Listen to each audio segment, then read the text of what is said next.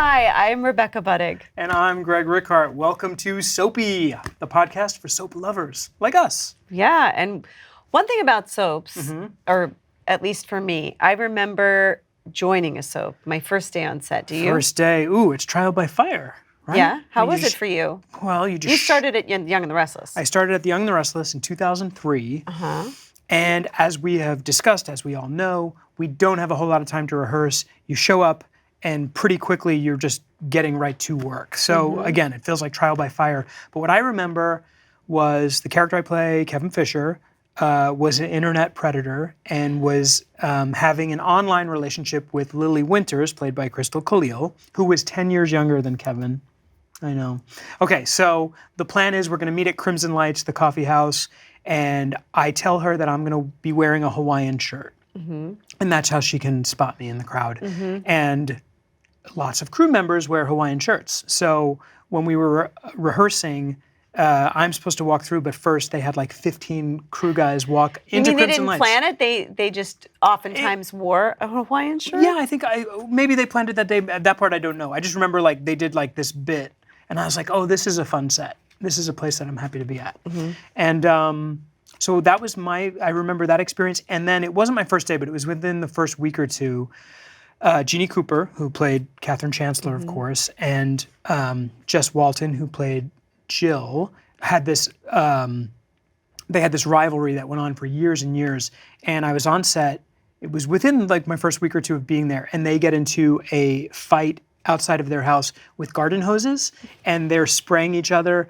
And it was just so ridiculously fun, and they were so committed and nailed it in one take, like we have to do. And I just remember like those really fun experiences and thinking like, oh, I'm really glad that this is my job. Yeah. How about you? Well, I don't remember my exact first day on Guiding Light. But how come?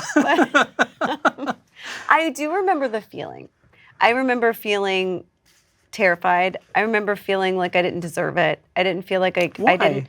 Well, I just felt like I wasn't good enough to be there or something. I don't know. I was young, very young, and a lot of us start out very young on these soaps. But the cream rises to the top, Becky Jo. Well, so I used it as an opportunity to go to school and because I vowed I'd never wanted to feel that way again, like I didn't belong there or something. But everyone was super nice. I think my first scenes might have been with Michael O'Leary, who played my brother on Guiding Light. I played Michelle Bauer, and he was a very big jokester. If you know anyone that knows him, he just was always.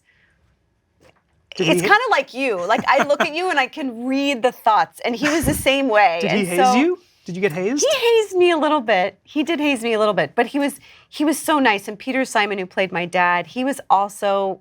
They had the best sense of humor. So like, I had a great time. Nice. So it made it nice and a warm environment. But all my children was different. I mean, every place was different. And it can be overwhelming because you're the new person coming into this company of like hundreds of people and Yeah, but again, they were very warm at all my children. And so I think that's it, right? Wanting to belong, wanting to feel like you belong there. And sometimes it takes a minute to really find your footing. Yeah. But one of our guests had a enormous challenge in that her very first day, her very first scenes were on The Young and the Restless with Eric Braeden. Yes. I mean, who again is a gentle giant, but can, if you don't know him, can be imposing and intimidating. Yes. Do you remember who that guest was? I do. It was Heather Tom. That's right. Heather Tom, but she's a powerhouse herself, so she could hold her own. Oh, so sure. I'd be intimidated if my first scenes were with Heather. When you first started on Bold, were your first scenes with her? My first scenes were not with Heather on The Bold and the Beautiful, but I will say, actually, I don't know if a lot of people know this, but I had one day on The Bold and the Beautiful when I first got to LA, and Susan Flannery, who played Susan Flannery. Yes, Susan Flannery. The greatest. Who played, the character, Stephanie Forrester on The Bold and the Beautiful. She was like the matriarch of the show. She directed my episode, much like Heather now directs, right? Right. But Susan is like, she's a teddy bear. She's the most wonderful person in the world now that I know her. But at the time, she intimidated the crap out of me. She was like terrifying. And I was so short. you got to put her on an apple box. Why? They know how tall she is. Why did they get her? She's so short. I was just like, But anyway, my first day on The Bold and Beautiful this time around, when I really worked with someone was with Jackie. And Jackie McInnes Woods, for those who don't know, she plays my daughter on The Bold and the Beautiful. And Steffi. And she was just amazing. I mean, yeah, I have to say that the feeling at The Bold and the Beautiful is very warm, very family oriented, and it was just so much fun. Nice. My first day at Days, I was hired by Vivian Alamain, played by Louise Sorel, also a powerhouse, just a soap icon. And she hires Leo, who was a hooker, to try and break up. Yeah. Typecasting. I was grateful that I was still young enough to be hired to play a hooker, I guess. But she hired me to try and break up Will and Sunny, and that was my entree into Days of Our Lives.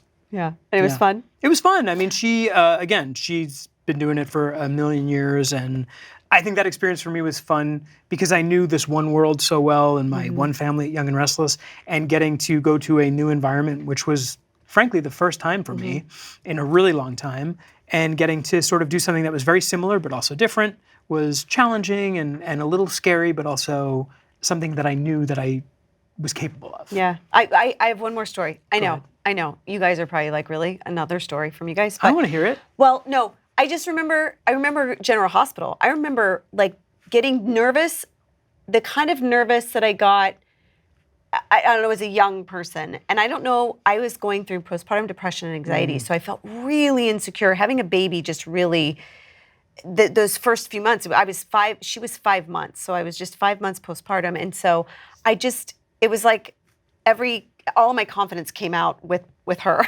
or something. So I just remember that moment. And because I loved General Hospital and I was so excited to be a part of it.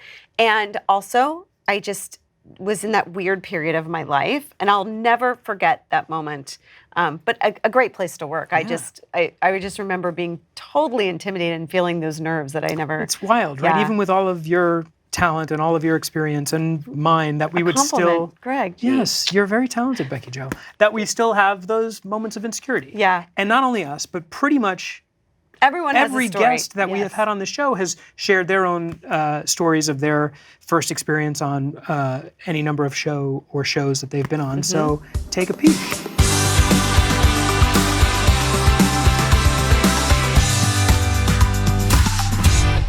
My grandmother watched the show, so I kind of had an idea. She was a CBS. People watch a network. Yes. I know. And CBS, so she was a CBS watcher. And so I kind of knew the families, and I knew that I was going in to the Newmans.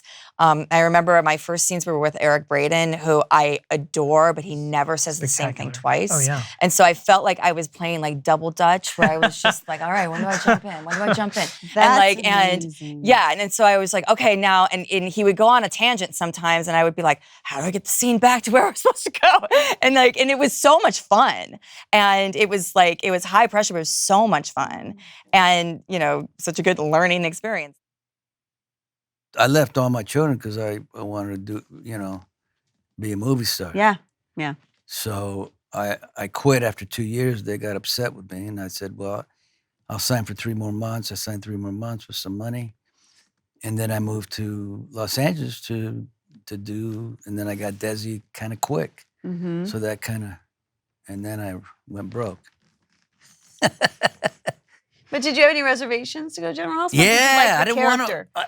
When my wife first said, honey, they're calling you because they want to meet you for General Hospital, I said, baby, I am not doing another soap opera. And she said, honey, we're broke. I went to New York to go see friends, just to party for the weekend. And it was, I wanted to write off the trip. I went to see an acting agent there. Sort of a drop in, and I just sort of said, hey, how you doing? I'm Cameron. I was working on a cool project in Toronto at the time as an actor, but small part, obviously. And I said, this is what I'm working on in Toronto. And they'd heard of it. And they're like, you know what?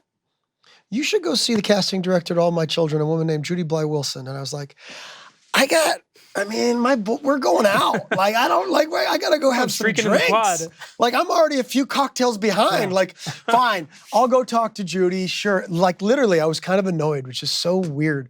And I went. It was close by, so I went and saw Youth. Judy. That's youth. It's youth. Mm-hmm. And also, I had no intention to move to New York. None. I was not coming to New York. If anything, I would move to LA to be like if anything. I was living in Toronto at the time.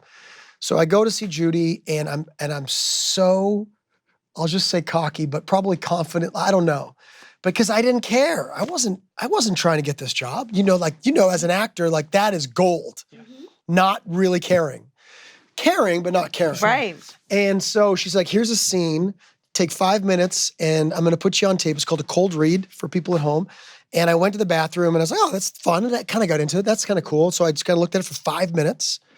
She rolled the tape, and I have a copy of this, put me on to my cold read for Judy at All My Children, and then I left. And then as I was leaving, I happened to bump into the executive producer at the time, Francesca. Oh, yeah. She was EPing at the time, and I just... At All My Children? At All My Children. She was EP at All My Children when I got there. Huh. And then I left before Jeannie. And then I left and went back to Toronto and forgot all about it. And then 2 weeks later, that agent that I popped in said, "Yeah, they have a screen test for you. They want you to come back and screen test for All My Children for Adam Chandler's Fix It Man." And then from that screen test, I booked the role. So the photographer for Jabot Cosmetics was my Uncle Joe. Okay. This was never an intention for my family. My mom wanted me to be a Northwestern Tri-Delt, go to school. We were living in Chicago, so we were very separated from this. But my father was like, I was a fan, so I would watch. And he'd be like, "One day you should come and really kind of get a sense of what this is all about." So I'm gonna speed this up. I first did an extra part on an airplane with David Hasselhoff. And after it was over, I was like, "That was so easy." And he was like, "Yeah, no, wrong idea. Like you didn't get the message." How so? Like, what did he think you didn't quite He said, like, "You're saying this is easy. Like, we have a huge cast and crew that makes miracles happen every day while you're sleeping. Sets are being built, and It's hard work. It's hard work. It's hard work. It's hard work. I had nothing to say. I had to sit there and buckle my seatbelt. And so a few years later, Jabot Cosmetics was coming out with a junior line, and so I was just going to be on for 2 days. The thing that really helped me out was there were no young people on soaps. People that were on soaps were like 25 playing 13. Right. Yeah. So, my part continued for 2 reasons. One, because I said, after the first 2 days, if I take acting lessons and tap dancing, I'll do anything. Can I be on for 2 more days? So it was that, and then we also very nicely got some fan mail saying, "I watch with my grandkids or my kids, and they are always running around. But when there was a young person on, they sat down and they had someone to." So then that became Trisha Cast came on, Tom Beers came on as Philip, and we did summer storylines. And then you auditioned for Kendall. For All My I auditioned Children. for Kendall, but before Kendall, I auditioned for Gloria. Didn't get that, and I think she came on like 8 months before me. Then I auditioned for Kendall, and clearly didn't get that. I was supposed to play Susan Lucci's, daughter. I mean, I see a resemblance. It's the eyes. And, I don't know. But so they called me about 2 weeks after I didn't get Kendall, and they said, "Hey, we really liked your tape, and we have this other role of this character, Maria Santos, and she's only supposed to be recurring, but we'll make it a contract role. Can you be here next week?" Wow. So I was like, "Yeah." And so then Sarah and I ended up starting the same week. Oh my gosh. And then we ended up being roommates in that first year. Did you grow up watching soaps? So I grew up in London, England. So when I came to the States to visit my grandma, I started watching Days of Our Lives. And I got hired to break up my favorite couple on Days of Our Lives, Which couple? which was Deidre Hall and Jed Allen. Oh, yeah. How Dawn old and were you? Marlena. You were a Exactly. baby. I was a fetus. No, but I mean, how did you break them up? Well, Wet your because diaper? I came in as his illegitimate daughter. What did Christina teach you? What did Maya teach you? And what did Dani teach you? So Christina was just like, that was me being the baby, that was me going, what is TV? How does this work? But it also gave me Lawrence. And And we clicked from the moment. I mean, who doesn't? He's such an open, warm He's person. fantastic. He's the sweetest person on the planet. I love him. He's just amazing and brilliant. And we played, and we were, it was the PPAC days when we were there. So we were shooting outside. And I remember there were a couple moments, but one in particular where there was snow on the ground. And at the end of the scene, I just I made a snowball and threw it at him. And we just started having a snowball fight that was just impromptu, and it was like moments like that, knowing that I could incorporate my playfulness and who I was into this world was really exciting. I didn't want to take this job on Y&R because that same week I had gotten an NBC sitcom pilot. Mind you, just a pilot. No guarantee of anything. Right. I wanted to do the sitcom. Like, weren't you recurring on the Waltons at this time too? Yeah, but it wasn't on contract. It was recurring, but not on contract. So I could leave the Waltons and go do either this sitcom or Y&R. And my agent worked on me till she was blue in the face. Please take Young and Restless. It'll be fun for you, just for a few years, make some money, Well, the moral is always listen to your agent. I finally did I mourned the loss of the pilot, but it didn't sell. So it truly was the better decision. And 46 years, no, I thought it would be 3 years, which was what my first contract was. How long have you been on Y&R now? 91. 3, yeah, something like that. Wow. 91. But I'm sorry. So you were on As the World Turns before that. Yes. And how did you like being on a soap in New York? I was on a soap in that New was my York. first big show. It was your first big show? By big part. I was my With first Marissa job that got Tomei, me into SAG. Yeah. Julianne Moore was my Meg girlfriend. Ryan. Meg Ryan was my she was playing a generation ahead of me, but I was actually older than all of them. Oh my God. Courtney Cox was bimbo number 2 who fell in love with me. Can you blame her? I was surprised to learn that you started out on The Young and the Restless. I had no idea. Barbara Anderson you played, and you said you were more off than on in another interview. How was your time there, and why did you end up leaving? You don't end up leaving a soap. Hello. Well, sometimes But you're you do. very kind. Sometimes you do. I was brought in to be Brad Elliott, who was their leading man's backstory.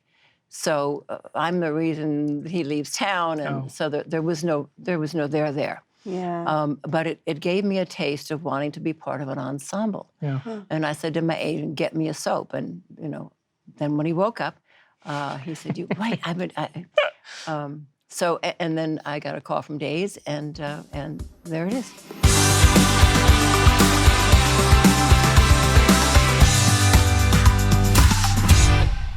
I love a clip show. I love hearing about Heather Tom having to work with Eric Braeden on her very first day and being so young.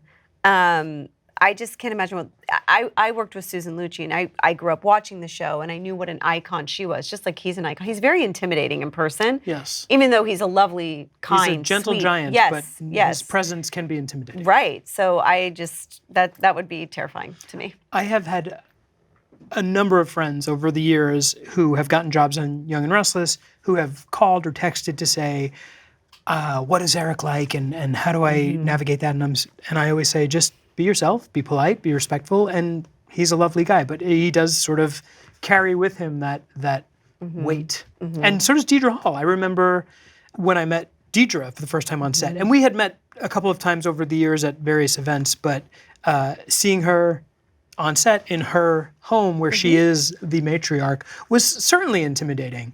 And I was intimidated having her on the show. So if you want to watch that episode, you can on YouTube or the Odyssey app or wherever you find your podcasts. or any other episode that you may have missed. And until next time, thanks for joining us here on Soapy.